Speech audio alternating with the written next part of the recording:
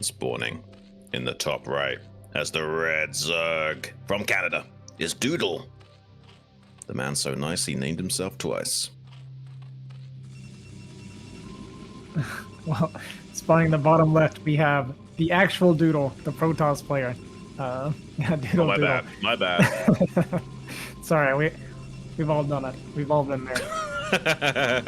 Yeah, I was actually trying to have a quick little snack and eat at the same time and got my brain wires completely crossed over there, guys. A little bit of a glitch in the matrix. Do apologize.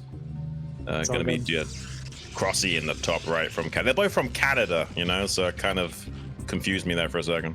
Yeah, a little bit of friendly fire, actually. Yeah. For the Canadians here. And I thought these guys were chill, you know? I thought Canadians were pretty easy going.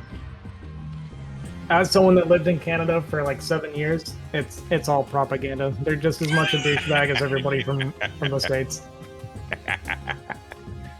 Kind of like what they did for Britain and like kind of made it seem like everyone from Britain was this sort of like James Bond, sophisticated, classy guy when really they're anything but. Yeah, exactly.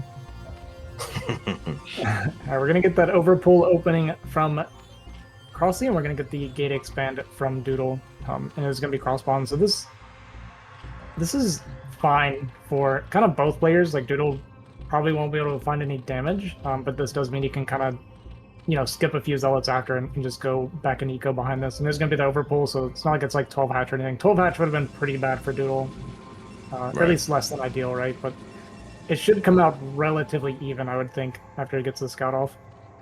I mean, this is super standard to drone scout, although you see a lot of players not drone scout anymore. They'll instead just make full Zerglings right off the bat and kind of compensate that way. And because the extra drone is mining, can kind of afford to make an additional pair of Zerglings and still be safe against that Zealot timing.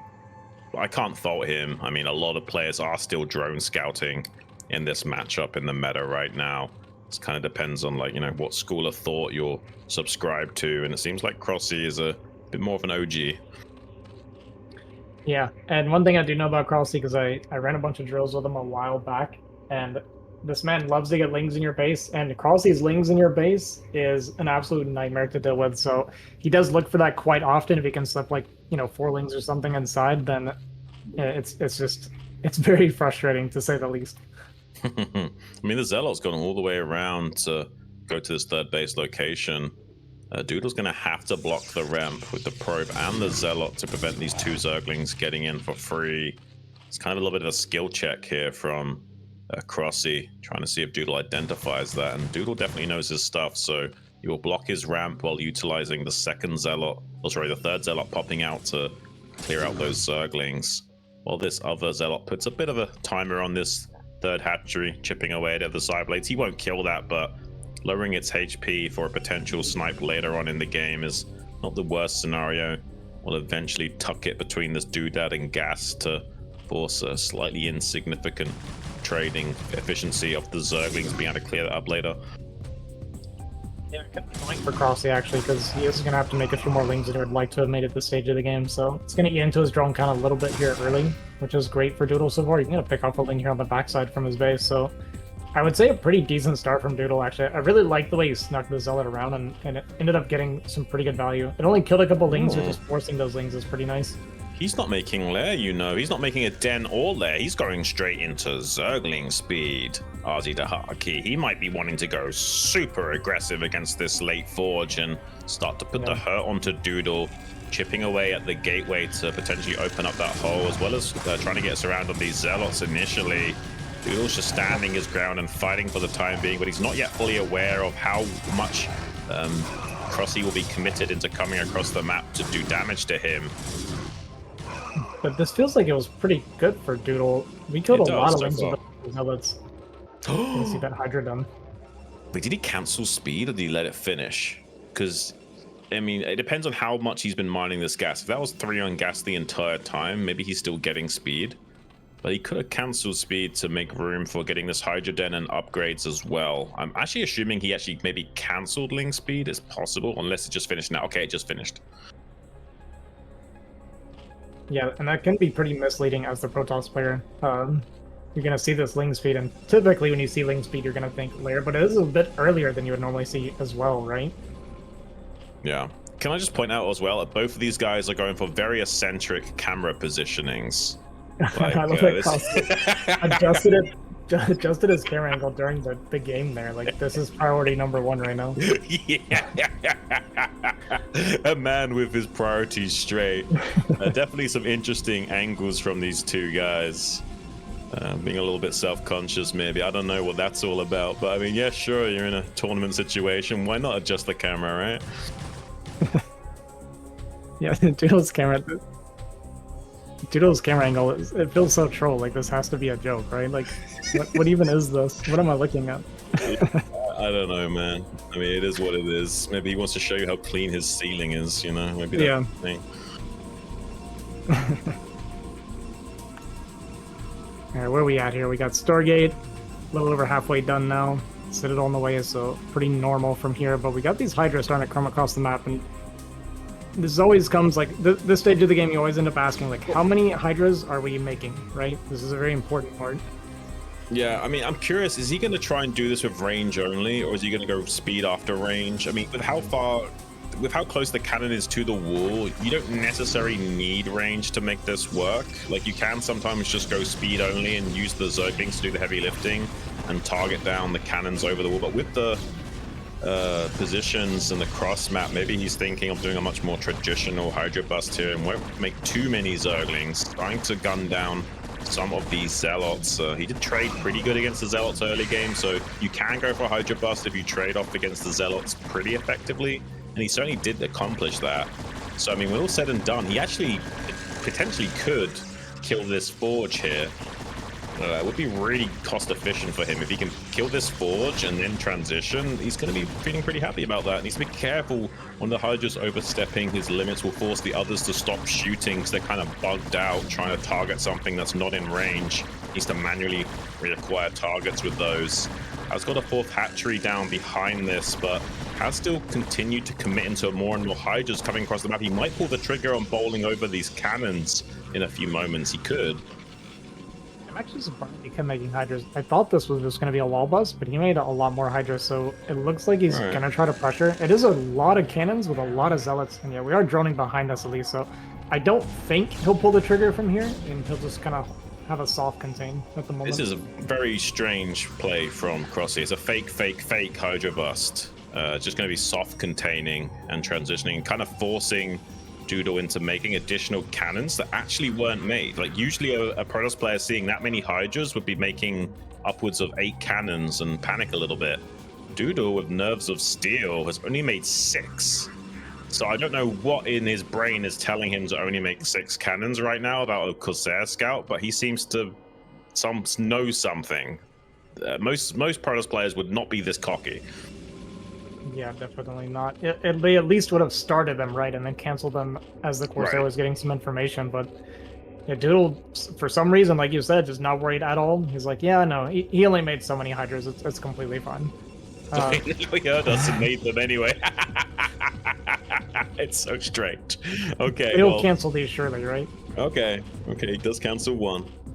Yeah, he should maybe keep the 7th because he doesn't see that many drones. He might actually keep that 7th or cancel it at 99. I couldn't bother keeping it. The drone count at the 3rd, nah, I think keeping it is the safe play. You don't see too many drones. Like, this is like bare minimal saturation to pump on 5 hatcheries and not be super greedy. So, I mean, I would say better be safe than sorry. Yeah, we are going to see that 6th hatch come down now. So we got 6th hatch, Lair, Spire on the way. We're going to get that Scum of the Spire, which is nice. And cRoSs's been basically droning nonstop for like a couple minutes now. So his economy is going to get really healthy really soon. Yeah, I mean, if he kills like 1 or 2 of these Overlords off for free, it would be great. He's trying to shark them around ever so slightly with this Corsair, trying to get some good angles and prevent the Hydras from responding. Seems like the migrational herd of the Overlord's going to be chugging along to the 3rd base. They will make it to their nesting area and will be able to reproduce. Yeah, I'd like to see Doodle. He saw the Spire, right? So I'd really like to see him get that Dark Archon. He obviously does want to go into Corsair. But you need something to protect your Templar. You got to be really careful sitting on 1 Sair with no Dark Archon or anything like that. Oh yeah, it's super risky. He sees the third gas, right? Like we see the additional gas. Like this could be a massive Muta Hydra switch from cRoSs, certainly in the cards. And without an insurance policy of a Maelstrom, could just fall by the wayside and all those High Templars dying for free. Balls of Steel from Doodle going to be moving out regardless. 2 storms apiece and some of these High Templars blanketing those Hydras, trying to send them into a permanent nap. We'll also be able to get a kill move on that Overlord that's not quite got its speed upgrade. Doodle looking to open up the map for himself and force cRoSs back on the defensive, at least for the time being. Yeah, I like the timing of this movement, actually. He'd been seeing with his Corsair that he hasn't been making units for a while, so he was very comfortable coming out when he did, I think, for that reason, right? So he knew there couldn't have been a ton of Hydras out here like there would in some cases, so good job by Doodle identifying that cRoSs had not been pumping a lot of units, that he was just working on his economy for a while, and kind of breaking open that space to allow him out on the map. And going to be sending a probe over here, potentially for a third behind this push out. I don't think we're going to see Doodle commit to, like, a full-on fight, but he's at least going to want to try to exchange some of these storms for some units. I mean, it is going to be that Muta Hydra play. There's only 6 Mutas so far, but I mean, Doodle might be able to get into the 3 o'clock position and kill this hatchery. The Muta's now sharking in to try and get some snipes, but there's 2 volleys to take out these High Templars. 1 goes down. Good preemptive storms there from Doodle, taking out. That's amazing preemptive storms from Doodle. Really some high-level stuff there. Getting juice out of those units, as well as protecting the future lives of his brethren by not allowing a critical mass of Mutalisks to ever be ascertained by cRoSs here. There's a bit of a counterattack at the third base of Doodle, but there's no base to snipe, so this is definitely going Doodle's way for the time being. He can skirmish and now pull back. Yeah, this was great from Doodle. He cleaned up a lot of those Mutas, denied this 4th. Did get his own 3rd pushed out for now, but it's not that big of a deal at this time. He's looking to take it maybe in the next minute or 2, though. He was starting to get a little bit tight on time, but yeah, that was great from Doodle. This, I thought it was going to be, like, kind of terrible to push out like this, but like you said, cRoSs didn't have enough Mutas to one-volley the Templar, and then Doodle just did such a good job tracking the Mutas with the Storm that he made me look stupid for saying he needed a Dark Archon. No, he's like, why doesn't the Protoss players just storm the Muta? I like to see those preemptive storms, and you see even pro gamers struggle to execute that well. So really impressive stuff from Doodle to find those great storms that are now going to put a little bit of a thorn into cRoSs' side. He's making the transition into lurker tech, so we'll be able to hold the line with a lot of lurkers, but having that 4th base sniped does really slow him down in the ebb and flow of this game. Might be forcing a Hive transition out of him as a result if it keeps on like this. Yeah, we're getting to that point where the layered tech army is gonna get outskilled pretty hard pretty soon. Oh, nice storm. This is going to really escalate in a big way. Ozzy kind of wrapping around with the Hydras on the south, though. Doodle has to respect that. Pull back just ever so slightly and then re-engage. Is doing a good job of protecting these High Templars. Be careful not to storm your own units too much, and he will definitely have more than enough to keep skirmishing with his Zerg. He needs to replenish these High Templar forces. Only has 2 of his main standing army for the time being. You kind of want to go up to at least 6. To feel comfortable against the Zerg player. But meanwhile, behind this, he's taking his 3rd base, getting cannons set up there. You could even double expand, to be honest with you, and try and get 6 o'clock as well, and just do non-stop trading and skirmishing with the Zerg. Yeah, Doodle's doing great so far. You got to be a little bit careful when your storms are running low like this. He doesn't have a whole lot of storms to begin with, but he's trading so well that it's actually going to be fine. We see him taking a pretty big supply lane. Oh my god, there's all the Templar. Wow. Wow. I mean, that's kind of impressive, right? Like, tell me that's not impressive. I mean, he played really well. Doodle played almost perfect this game. I actually see almost no mistakes. He didn't overreact to the Hydras. I don't know why he didn't overreact to the Hydras, but he didn't overreact to the Hydras. He got pretty much the perfect amount of cannons to kind of defend against what cRoSs was doing, and he just kind of played a really clean, perfect game from there, honestly. No, I can't overstate it. I mean, it was really well done. I mean, and especially the preemptive storms on the Mutalisk flock and preventing any possible snipes on those Templars becoming a problem. I mean, that's really crazy. And the move out timing as well. Like, that's right around cRoSs, if he wanted to, could start, you know, making a few lurkers for a contain or something. So he just kind of understands what he needs to do to maintain a healthy position to work with. And I mean, going forward, he looks super strong in this series. I'm kind of worried for cRoSs now. Yeah, I am too a little bit. The main thing I'm worried about is, did I just jinx every player by saying who I thought was going to win? Because Doodle looks super strong there. You were like, there's no way, cRoSs, he's going to smash this guy. And Doodle's like, hold my beer. Although we are going to be going into Dominator in game number 2, which is a very Zerg favored map. That could just be what cRoSs needs here to equalize. That's why he's picked this map. It's so good for Zerg. Yeah, I see Protoss struggling this map quite often against Zerg. You got all the high grounds and stuff, right? The lurker setups on the high grounds are super hard to deal with. There's so many different kind of attack paths, right, for Zerg. Right. Yeah, and it can be very hard for Protoss to really move across the map. And a lot of times, too, there's, they got all these high ground bases Protoss has to attack into, and then your low ground options are the natural, which is typically pretty scary, or like those corner ones that you see a lot of times as like the third or fourth for Zerg. And usually when Protoss commits to those bases, it's one way in and no way out.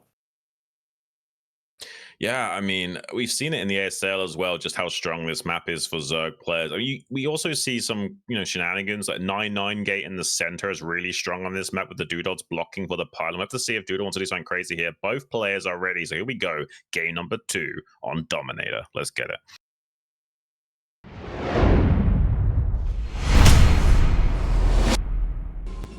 Here he is, spawning in the top left. I'm going to get it right this time. It's Doodle from Canada. The man so nice, he named himself twice. It's the blue Protoss. And his opponent here on the 3 o'clock position, we have cRoSs dropping the first game to Doodle, surprisingly. I honestly didn't expect it to go down, at least certainly not in that fashion. Like, I certainly could see maybe Doodle taking a game like that, but not quite that convincingly. I mean, exactly. Yeah, this is very problematic for cRoSs, to say the least. He's got a great map, though, to equalize on.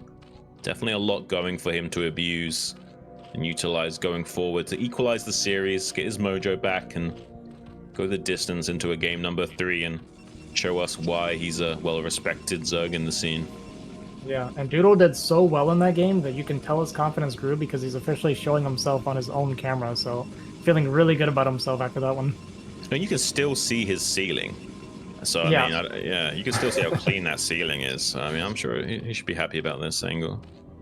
Yeah, but at least now we know Doodle also has a chin. Like, I wasn't 100% sure you thought it was... last game. Oh, okay. You thought it was like maybe something like a head in the jar type deal or something. Yeah, you never know, right? Yeah, no, it could be.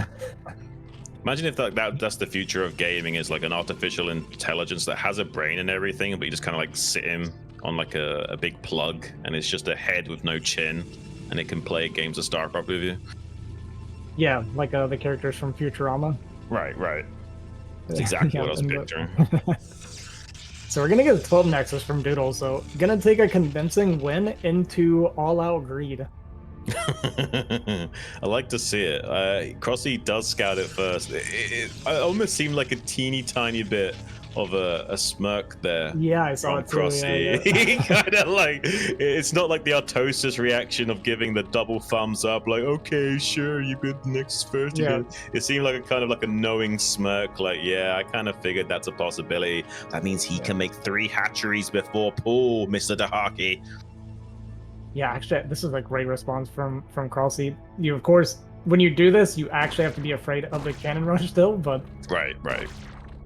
Look at this chase micro, though. It's given the Hawk tour to that probe already. And the second drone will start to chase that as well. That's a lot of damage onto that probe, making this potential cannon rush way more insignificant. A second probe would have had to join the fray. It is possible that he did go out with a second probe. I mean, because he doesn't know for sure. There is this this other probe in the walled in that could have circumnavigated the second overlord. Because he doesn't know, but he's feeling pretty confident that that isn't happening.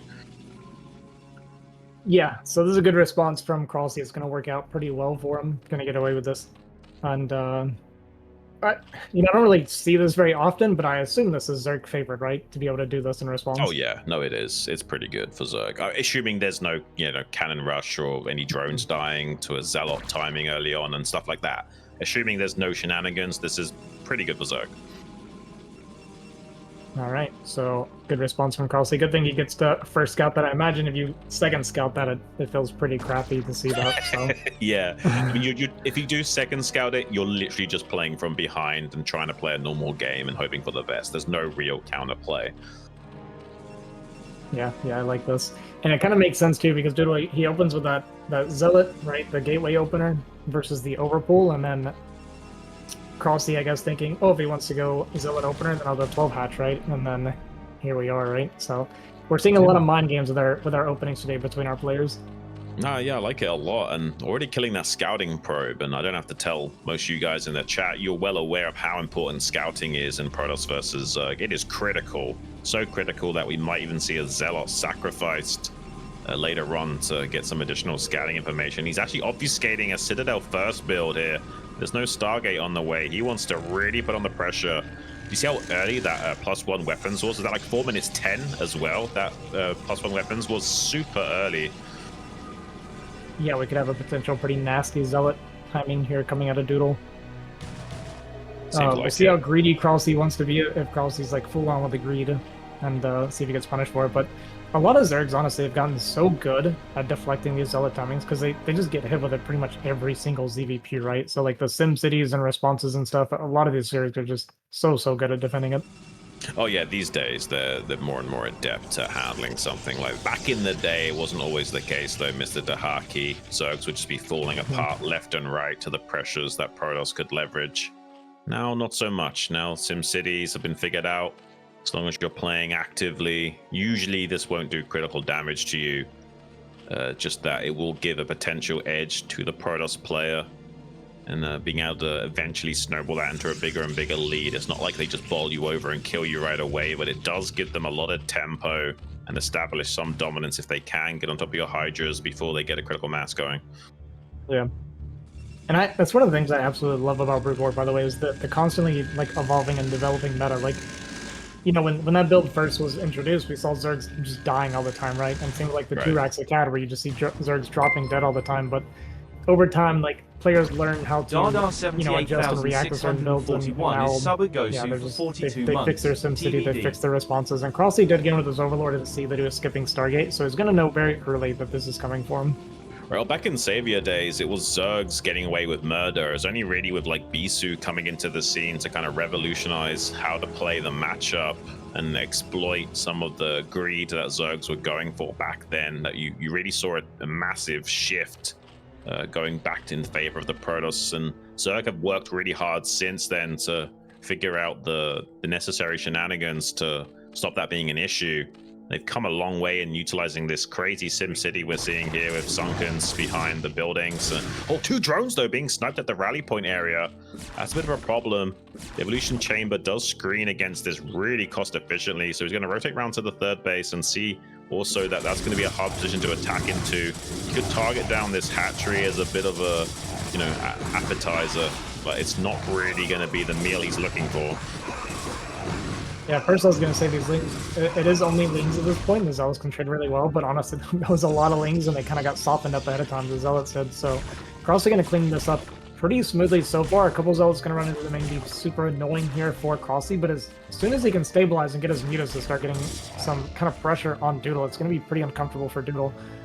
Yeah, Doodle got a little bit lucky as well. Those eggs that were morphing, that were lava tricked to the left, were really touching the hatchery when he morphed them, so it left a gap still. You can sometimes wait for the lava to shuffle over ever so slightly, and with the extra few pixels, it stops the Zealot being able to fit through anymore. But yeah, a little bit of luck going Doodle's way, so we will get a little bit of damage in the main base of cRoSs when all's said and done. It's certainly not what he wants, though. This is very minimal compensation for this much investment. I really like cRoSs' position. Yeah, so like cRoSs can make so many drones now. Yeah, see, that's what I'm saying. So we just cleaned that up, so he's going to do like a full round of drones here, and his economy is going to be absolutely golden very early in this game. So he's going to have a really healthy economy on the 6th hatch. We got Queen's Nest coming down already with the Evo Chamber. This is crazy. Yeah, this is going to be some very fast-forwarded tech here from cRoSs. Yeah, he's going to put pressure on like he's going for something like an Ogre gamer move with lots of Mutalisk and Scourge, but he's actually kind of just faking that idea and forcing Doodle to have to defend with lots of cannons in his mineral line and replenish a healthy Corsair fleet to try and thwart that, when really this is going to be a very teched-out play from cRoSs, trying to race ahead into Hive right off the get-go and get those cracklings going, and eventually outscaling Doodle in potential trade value the longer this goes on. And Doodle's really playing into cRoSs' hands right now. Yeah, and it's very easy for Doodle to misread this, right? Those zealots got in, saw Mutas hatching, the 3 gases pumping, so it's so easy to assume, like you said, this is going to be like an Ogre Zerg style or just like a ton of Muta Scourge or something, so it's so hard to identify that he dropped a Queen's Nest behind that. No, yeah, I completely agree. This is not necessarily Doodle playing bad. It's just cRoSs really throwing such an effective curveball his way. Even now making his way into the main base with some of these Mutalisks. Although now Doodle should be suspicious that he only still sees 6 Mutas with no Scourge at all. This has to be a Lurker transition. There's nothing else it could be. And he does come in and start to identify those Lurker eggs morphing. And it might be too little too late, though. Even though Doodle sniffed this out, he hasn't quite found the truffle quick enough. And the absolute deftness that is cRoSs right now, definitely in a very commanding position as a result. Yeah, very, very far ahead. cRoSs was actually looking for Templar, but Doodle hadn't even made any Templar yet. And that's part of why Doodle turns back as well. You know, he saw the Lurkers morphing and he doesn't have the Templar, so there's no way he can keep pushing. But it looks like he did stop his Corsair at 4, which is a pretty interesting number. Usually I say 3 or 6, but never 4. I wonder if this is because he realized that he wasn't making Mutas anymore. Oh, the High Templars exposed their natural expansion, forced to morph into an Archon, at least one of them. Corsair's coming back to try and save the day, but at least one of those High Templars going down, as well as the other 2 morphing into an Archon. That's 3 Templars worth of Storm that will not be available to Doodle to start skirmishing with the Zerg, who's already on Hive. This is crazy. I mean, because of Hive being online, it makes it easier to defend the 4th than usual, because he can immediately throw down the Nidus to keep that safe as well. So he can just maintain a defensive position on this pizza slice at his rally point for the majority of the game. And as soon as a hatchery finishes, if he needs to, he can just throw down a Nidus to make that even easier to defend. Yeah, I'm actually surprised because of that cRoSs didn't go for the natural, because that fast Nidus, I actually would have liked that natural so he could go into an easier 5th base even behind that, but he's going to take the main base with that. But like you said, that Nidus coming up already, going to be very easy to keep it safe. Looks like Doodle's going to try and take a relatively early 3rd, kind of pre-observers, which if he does go for that, he is going to be able to get away with it because cRoSs is in a very defensive position, just going for that hyper late game as fast as possible. Yeah, there's no pressure on cRoSs to do anything. Like, if anything, it's worse for him to be aggressive right now. Yep. Like, he probably will punish some greedy play from Doodle, or try and, like, you know, see if he can get some High Templar snipes with these Zerglings, but that's about it. He won't do anything too crazy. These pure Zerglings aren't too much of an investment for him at this stage in the game. He's kind of sharking around for High Templars to surround, like this one here. He's going to try and surround that for free. Forces a Storm and will kill that High Templar indirectly. Now going to go for the other one up here. It's really high level thinking from cRoSs, exactly what he should be doing. Yeah, taking a lot of the punch out of Doodle's army there, kind of getting rid of those side storms, which, you know, is good because not only is he killing off the storms that they had, but they're not going to be able to keep accumulating energy and getting more storms off. So this is just going to make Doodle's kind of mid and late game engagement significantly weaker. Trading links for that. Oh, there's definitely exponential gains to be made off the back of those dead Templars now, RZ, and he can Lurker Egg block this ramp in the bottom left and sandwich this little Zealot Archon force in. Doodle in so much trouble. cRoSs is certainly outplaying him in game number 2 and getting his mojo back, even body blocking the majority of those Zealots from getting out. Corsair's seeing the bad news of just how set up cRoSs is back at home. There is no counter play available to Doodle. The only real hope he has here is getting this 3rd, eventually trying to leapfrog to a 4th base and just trying to skirmish over and over again with the Zerg and hope for the best, but that's still playing into cRoSs' plan. Yeah, and this is all kind of coming back to what you were saying before about this map. It's such a strong defensive position for, like, defensive map for Zerg. Yeah. He can just kind of chill here. He's getting all his bases up. He's just growing. And Doodle, you know, we saw him try to push out and immediately got swallowed up, got absolutely nothing done. And it's Doodle from here to win would be such a grind. We would have to start the Reaver, you know, the value and stuff like that, and it starts getting really hard to take bases as well beyond these 3 bases. Oh, even maybe killing some of these cRoSs if he's not careful. This is like his only scouting information right now. I know it doesn't seem like a big deal, but if both of those cRoSs die, it actually is a pretty big deal. That's a lot of darkness that suddenly Doodle will be enshrouded by. He's now feeling a bit of pressure and wants to start coming onto the map to skirmish with this Zerg force, who's already ahead of him in supply by 20, which is absolutely bonkers, Zen. You usually don't get this far ahead of Protoss this early on in a game. Just a testament to how well navigated this early to mid-game transition has been for cRoSs. He's outplayed him both strategically and in just raw build order countering and getting the better of this Nexus first play from Doodle. Yeah, it's a bad sign when Zerg is this far up in supply while on high tech, right? And what can Doodle do, right? He's like trying to test the waters. He's trying to find somewhere to do anything, but there's no way we're breaking the high ground. And just like this, as soon as he steps forward, cRoSs looks to see like, hey, do you have this base down here? Because if so, not anymore. I mean, look at this from cRoSs. I like it as well. He's double expanding, taking the 6, taking the natural on the bottom left. He'll be racing ahead to 6 bases before long. Now he's really starting to put Doodle on a clock, and he even has positional advantage on this western flank. Look at this tight little choke that Doodle is in right now. He can surge forward with these Hydras, just using a few to pick off a few High Templars here and there. He's not trying to look for a game-winning trade or anything. He's just trying to whittle down the utility available to Doodle whenever possible, buying a few extra seconds for the Plague to finish up, and that's going to be when the money shots start occurring. Once Plague starts churning away every 30 or 60 seconds or so, I mean, there's not much Doodle can do to trade against that. Yeah, exactly. Whenever the Plague start, that's kind of when it really starts to feel bad for Protoss, because when these Zealots or Goons get Plague, they just become absolute paper, right? They have only shields to rely on. Their armor doesn't mean anything anymore, and they just start melting in front of the Zerg army. I mean, we see a bit of a pressure play here from Doodle, trying to make his way into this natural expansion in the bottom left quadrant of the map. He might be successful in doing so. There's not a lot of forces here yet for cRoSs, but with that Nidus Canal set up, he can continually reinforce this, as well as start to set up a massive surround. So even though this force looks a little bit scary from Doodle, eventually it will be isolated and cleaned up from pincer moved on both sides. He has to tuck tail and run now. This is his only chance of retreat, and he does identify it, starts to shuffle back to safety.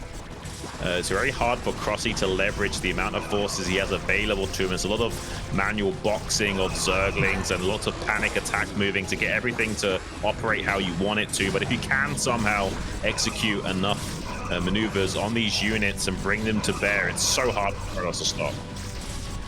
Yeah, and look at cRoSs pressuring during that too. Like, he's such a fast player, right?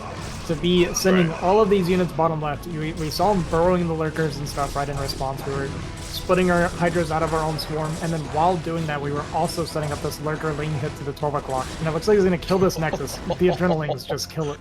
We kill the lane so fast, man. It's so quick, man. It's crazy. And now look at this. He's distracted defending at the third, and suddenly another punch combination coming up from cRoSs. You're going to be eliminating the mineral-only base as well, even sniping the Templar that was stranded over there.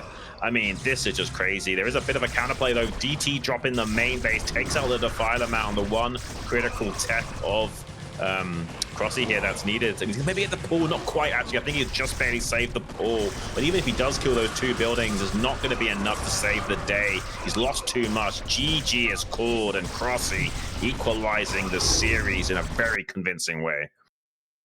Yeah, cRoSs, after losing that first game, Doodle wins it pretty cleanly, and cRoSs's like, hey, you know what? Don't get too full of yourself. I'll show you a clean win too. So I love the way cRoSs played that. He really felt completely invulnerable this entire game.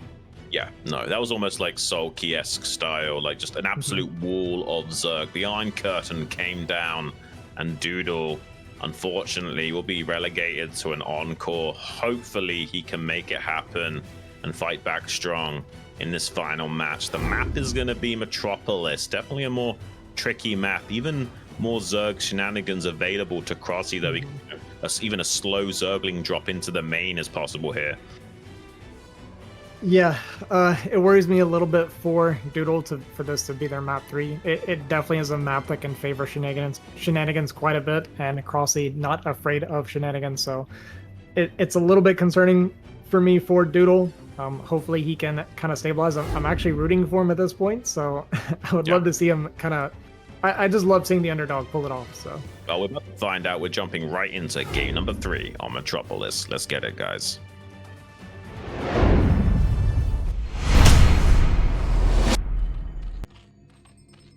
Spawning here in the top left, looking like a handsome nerd indeed. It's cRoSs from Canada as the red Zerg. Spawning here in the top right, losing that last game after winning the first. Can he pull it back in game 3? We have Doodle. I mean, I fear for Doodle, honestly. Like, I don't. You have to be a real contender to come back strong after a loss like that. I mean, he just got pulled limb from limb by cRoSs. That was such a clinical execution. And this map is not much better. It's slightly Zerg favored. There's shenanigans that can occur. It's hard to feel comfortable on this map because of how big the main base is for Protoss. Like, it's just not really that comfortable of a map to navigate on. And coming off the back of that convincing win on Dominator, you have to really feel for Doodle here. It's going to be tough. Yeah, looks like we are going to get that Forge opener from Doodle. We'll see if cRoSs wants to go for that 12 hatch. So, but honestly, like, I don't like Forge expand on this map because you can't really cannon the natural. So not easily, no. I mean, yeah.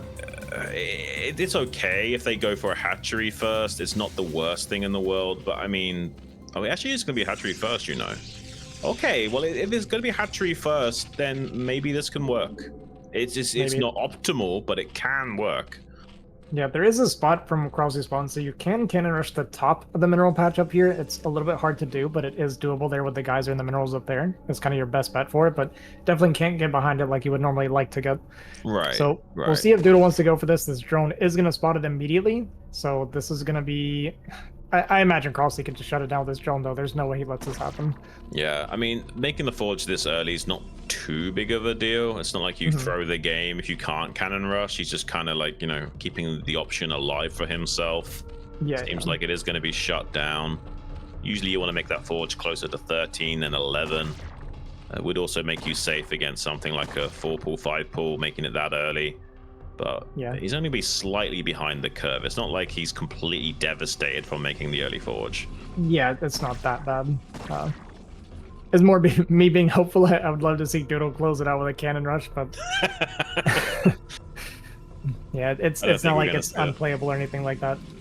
Yeah, but what I was gonna say was, go on. I was thinking we'll see Doodle try to play a little more standard this time. He tried to be a little bit weird last game, and as I kind of was talking about, cRoSs not afraid of games like that, kind of out-weirded Doodle in response, right? So just got a huge advantage from it. So I don't think Doodle's going to do anything like crazy or anything this time. He's going to want to get into a normal game where he kind of crushed cRoSs in the first game, right? One thing I'd like to point out is that this is a pretty optimal wall-in for Doodle. I mean, you can build the cannons above and below this Forge and make it very difficult to snipe the +1 timing. So you won't be having a repeat of that game number 1, getting his Forge and Gateway sniped. Ooh, puts a lot of damage onto that probe. Lings might be able to clean up pretty easily now. This is that round about the timing you're throwing down a Hydra Den or a lair, so really obfuscating his build order choice. And there's going to be that lair, but Doodle doesn't know that. This could be a Hydra Den 973 for all he knows. It could also be a lot of speed lane, like cRoSs does a fair amount of that too. Like, and this is kind of one of the things I was mentioning before, right? About these players that have these variations in their builds. cRoSs definitely one of those guys you got to watch out for stuff like this. Yeah. Like, for instance, he's attacking with a drone, right? You would have never seen that coming. Well, is he going to try and run by? This could work. He's going to get maybe 2 of these Zerglings into the main base. Yeah, he does. I mean, you don't usually see that players be that cocky, but if you're not pro blocking to be ultra safe, they will go for plays like this. And suddenly you've got 2 Zerglings that are going to be task switching in your main base while he's macroing back at home. And if you're not really on top of things, you're losing mining time. Yeah, and I mentioned this in the beginning, and now we're going to see it. 2 cRoSs lings in your base is not fun. This is not your normal be your A rank Zerg lings in your base right now. These are cRoSs lings, and They're not going to die for a very long time. They're going to be super annoying. I swear, when I play against this, it's like they never get looked away from. Well, I mean, he's just really good at timing the beats in between the transitional points, right? Like, he sends them to the other side of the Nexus in a slightly roundabout way and buys him enough time to macro back at home, and then quickly goes back to controlling the Lings again. He's kind of got that internalized. That's why players like Snow are so good. It's not just that they've got good micro, it's just that they've got the BPM completely dialed in so they can, you know, make macro while they're microing occur seamlessly. And a bit uncharacteristically there, went a little bit too close to the fire and got sniped from the low ground of that cannon. Tries to get a run by now with this speed upgrade. Zealot not blocking as well. These are a lot more dangerous with the speed upgrade, and 4-5 Zerglings getting into the main base this early on is very problematic. Good probe pull though from Doodle. The drill was pretty successful in lowering the HP on those. With these 2 Zealots, maybe he can avoid total disaster. That's got to be a mistake. There's no way he's bringing 3 drones out right now. Okay, they are going back. Yeah, I think with those Lings in the Overlord, he was actually spotting to see if there was anything in the wall and see if these speedlings come across. So I think that's part of why he did that. He was just kind of checking to see where the units were to see if it was open. Doodle's response to instantly drop that cannon in the mineral line is 100% what you've got to do against this. So he was very quick about that, and the sooner you get that down, the less damage you take. But it does open up the opportunity to circumnavigate that cannon, come down into natural, gets a probe kill, denies some mining time, even a second probe kill. Okay, that's a major compensation. Forcing a cannon in the main and 2 probe kills in the natural. It's a pretty good trade there for cRoSs, although also well handled by Doodle. It's definitely maintaining a slightly healthy game state when all things said and done. A lot of players taking speedlings into the main base can really escalate out of proportions in a dramatic way, but he does stabilize. Does have a Corsair confirming all the timing, sees the Spire finishing up, won't be able to kill an Overlord. Scourge will just be way too ahead of schedule, and he can now also use these Scourge to scout. Yeah, Doodle handled that really well, actually. He didn't really even get his timings messed up that bad either, right?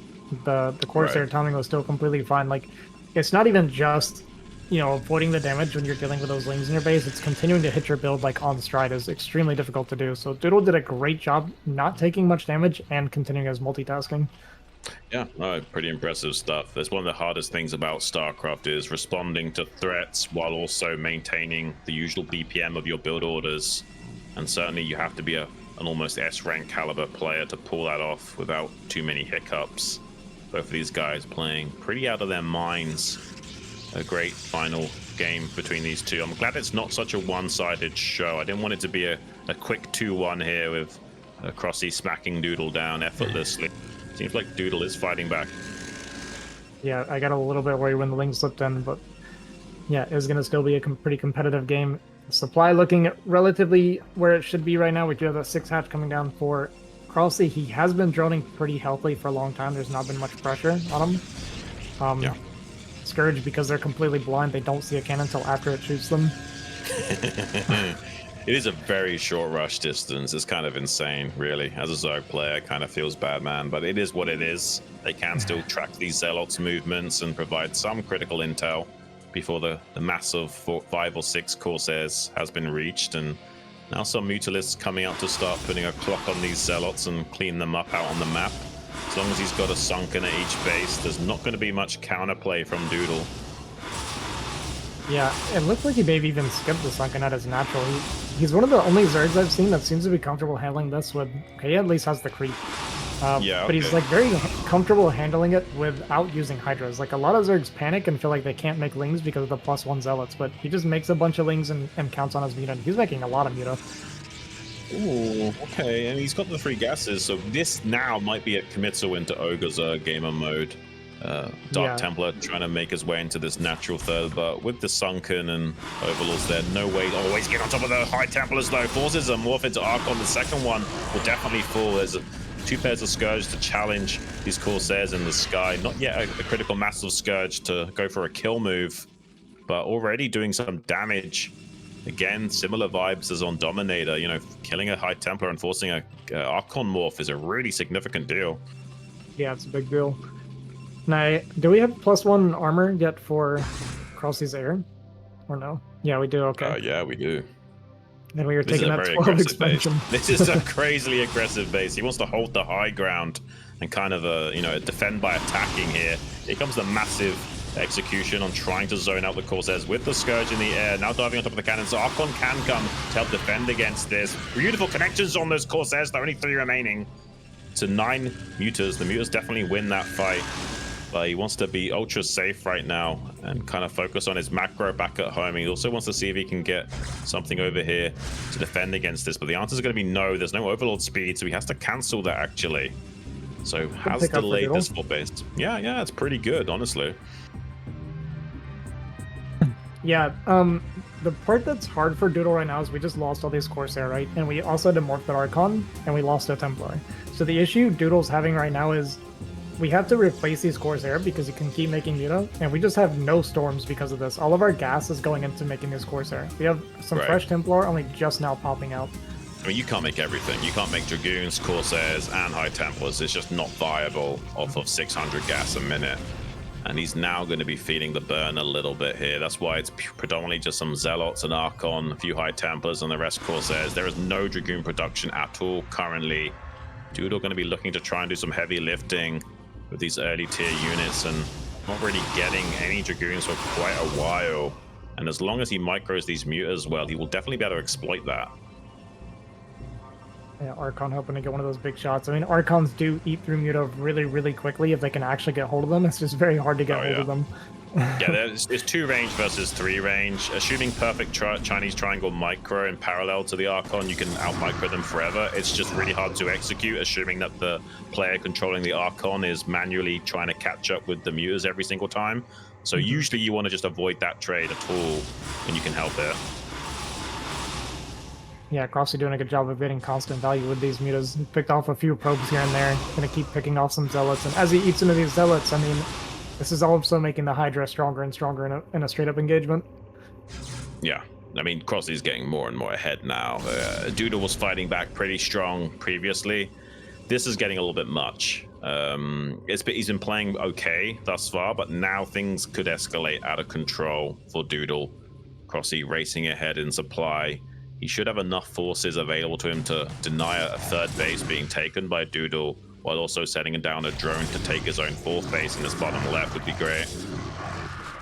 Yeah, Doodle's done a great job of denying the 4th from cRoSs, but the issue is he can't actually get out to take his own 3rd in the meantime. I mean, these Mutas are still getting so much value. Like, we just can't get any Storms out or anything here.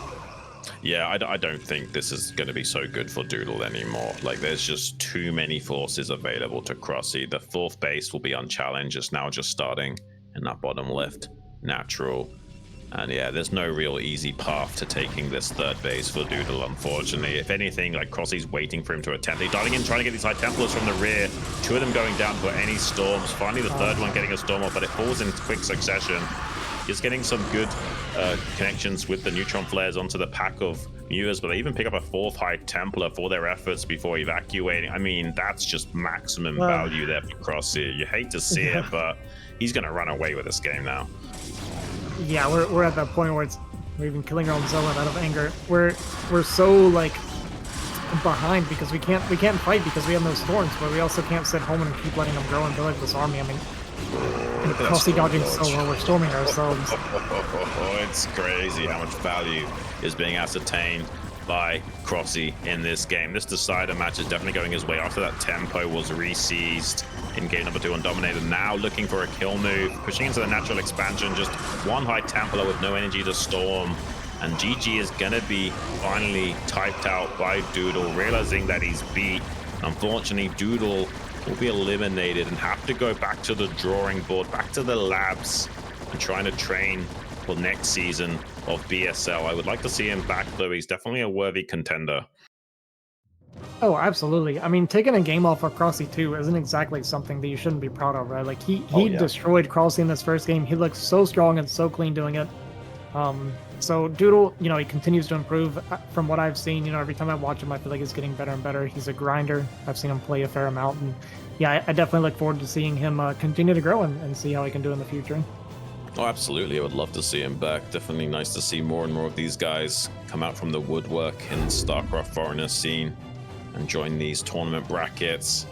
That means cRoSs is going to be going forward to face off against either Dragon or Medinho in this next loser bracket round. that will be coming up. We'll be casting that in just a few moments, but let's take a very quick break, run to the bathroom, grab some water, grab some beer, whatever you need to do. We'll be back here in like a minute or two to jump right into Dragon versus Medinho. Don't go anywhere, guys.